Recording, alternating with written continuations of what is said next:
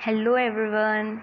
I hope that you guys were doing really good और अपनी CA की पढ़ाई भी बहुत बढ़िया तरीके से कर रहे होंगे। आज इस वीडियो में मैं आपके साथ कुछ स्टेप्स डिस्कस करूँगी जो कि हमें केस स्टडी में फॉलो करने होते हैं लॉ में, राइट। क्योंकि स्टूडेंट्स को क्या होता है कि लॉ में आंसर तो आता है बट कैसे रिप्रेजेंट करते हैं एक केस स्टडी को वो नहीं आता, जिसकी वजह से उनके मार्क्स कट हो जाते हैं। ठीक है, भले आपने सारा आंसर करेक्ट लिखा हो पर आईसीआई आपको मार्क्स नहीं देगा जब तक आप प्रॉपर स्टेप्स में नहीं लिखेंगे केस स्टडी का आंसर। ओके, तो वो स्टेप्स हम आज इस वीडियो में डिस्कस करेंगे कि कैसे हम लॉ का आंसर प्रॉपर वे में लिखें, कितने पैराग्राफ्स में उसको डिवाइड करना चाहिए। ओके, तो नंबर 1 स्टेप क्या होता है, give the references of the provision as per the question. ठीक है, मैं एक एग्जांपल लेके भी आपको समझा दूँगी, पहले आपको स्टेप्स बताती हूँ क्या है। स्टेप नंबर 2 है, right the fact given in the question in a brief. For example, in the given case right the details from the question about the case. And step 3, give your conclusion about the case. Okay, step 3 में आपको conclusion देना है case के बारे में। तो चलो हम इसका एक एग्जांपल करते हैं प्रॉपर वे में समझने के लिए। एक जो केस स्टडी हमेशा 3 पैराग्राफ्स में ही डिवाइड की जाती है। ओके, 3 पैराग्राफ्स में ही उसको लिखते हैं। तो ये 3 स्टेप हमको फॉलो करना है केस स्टडी लिखते हुए। तो एक एग्जांपल करते हैं।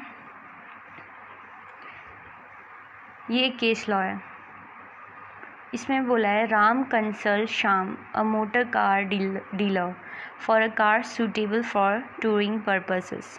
To promote the sale of his product, Shyam suggested Maruti and Ram accordingly buy it from Shyam. The car turned out to be unfit for touring purposes. What remedy Ram is having now under the Sales of Goods Act 1930? Means ये जो case study है ये कौन से chapter की है, sales of goods act 1930 की। अब इस केस स्टडी में क्या बोला है, राम जो है शाम के पास आता है और वो बोलता है कि मुझे एक कार चाहिए, किसके लिए, टूरिंग पर्पज़ के लिए। बट शाम ने क्या किया, टूरिंग पर्पज़ वाली कार नहीं दी, अपने सेल अपने to promote the sale of his product, what Shyam has suggested, Maruti he has suggested.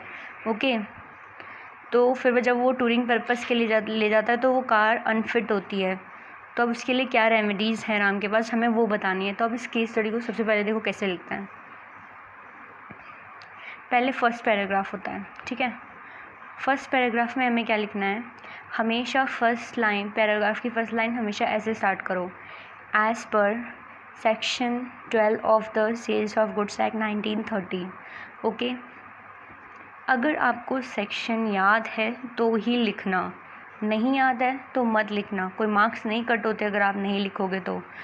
Sections लिखना कोई कंपलसरी नहीं है, अगर आपको आता है तो ही लिखना, नहीं आता तो मत लिखना। अगर गलत सेक्शन लिख दिया तो फुल मार्क्स कट हो जाएंगे, तो इससे बेटर है कि मत ही लिखो। ठीक है, मार्क्स बराबर ही मिलते हैं चाहे सेक्शन लिखो चाहे नहीं लिखो।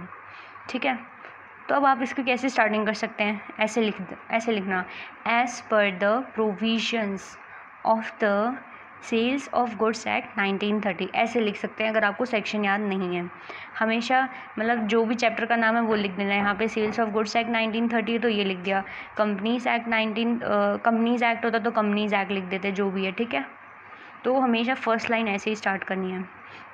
अगर सिंपल लैंग्वेज में बोलूँ तो फर्स्ट पैराग्राफ में हमें जो हमने बुक में पढ़ा है वो लिखना होता है। जो इस केस स्टडी में लग रहा है कि हाँ ये सेक्शन 12, इसमें सेक्शन 12 की बातें हो रही है तो सेक्शन 12 पूरा एक्सप्लेन कर दिया है। देखो सिंपल लैंग्वेज में ये है कि जो बुक में है वो पूरा वही फर्स्ट पैराग्राफ में लिखना होता है। ठीक है, जो ब्लू से मैंने लिखा है ये पूरा फर्स्ट पैराग्राफ है। ओके, मैं एक बार अच्छे से स्क्रॉल करके दिखा देती हूँ फर्स्ट पैराग्राफ में क्या लिखा है।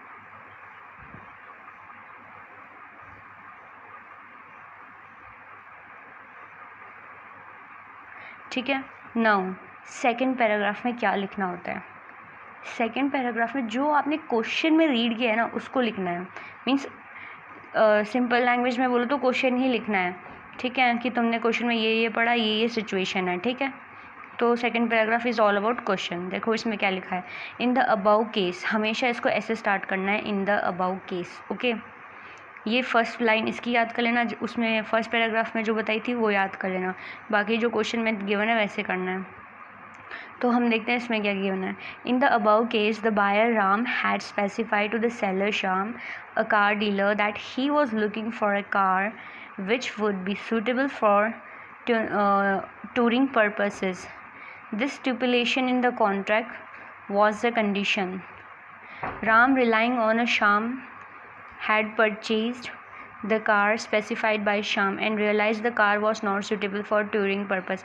As there was a breach of condition, Flame has a right to resign the contract. वही इसने देखो क्वेश्चन का एक्सप्लेन कर दिया कि उसने टूरिंग पर्पज़ के लिए कार खरीदी, पर उसने दूसरी कार दे दी उसकी, और उसने अपना पर्पज़ भी स्पेसिफाई कर दिया था कि वो किसके लिए कार परचेज़ कर रहा है.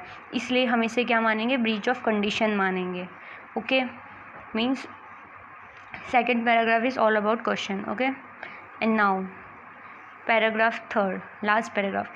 इसमें हमेशा यस नो ऐसा टाइप आंसर होता है कि तुम्हें ऊपर जो पढ़ा है उससे क्या कंक्लूड करते हो तुम, वो लिखना है. ठीक है, कंक्लूजन लिखना है यहाँ पे. जैसे यहाँ पे लिखा है Ram is therefore entitled to reject the car and have refund of the price.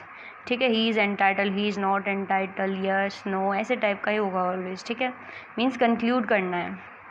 ठीक है, तो हमेशा केस स्टडी इन ऐसे 3 स्टेप्स में डिवाइड करनी होती है, तभी आपको फुल मार्क्स मिलेंगे, अदरवाइज़ नहीं मिलेंगे. तो आपको मैं एक बार फिर से स्टार्टिंग वाले स्टेप दिखा देती हूँ. फर्स्ट क्या करना है, give the references of the provision as per the questions. And second में write the fact given in the question in a brief. जो फैक्ट क्वेश्चन में लिखा है उसे ब्रीफ में लिखना होता है.